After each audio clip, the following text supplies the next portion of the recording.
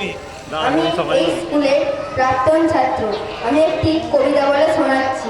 কবিতার নাম দেশের মাটি, সত্যেন্দ্রনাথ দত্ত। মধু যে আছে মধু, সেই আমার দেশের মাটি। আমার দেশের পথের ধুলা, খাঁটি সোনার চাইতে খাঁটি।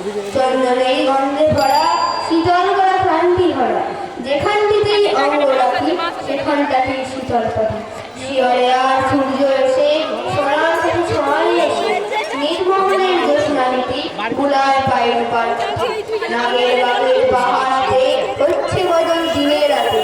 পাহাড় তারে আড়াল করে সাগর সেদার মাউর ফুলের মাল্য মাথায়, লীলা কুমুল গন্ধে মাথায়। পায়ে জোড়ে তার লবঙ্গ ফুল, অঙ্গে বকুল আর গোপাল। নারিকেলের গোপন বসে অন্নপান জোগায় বসে। ওই ভরা তার কনক ধানে আটটি শীত বাঁধাটি। সেজে নীল পদ্ম আঁকি, সেই তোলে নীল কণ্ঠ পাখি। মুক্তি সুরের বার্তা আনে, ভুজার প্রাণের কান্নাকাটি। নমস্কার।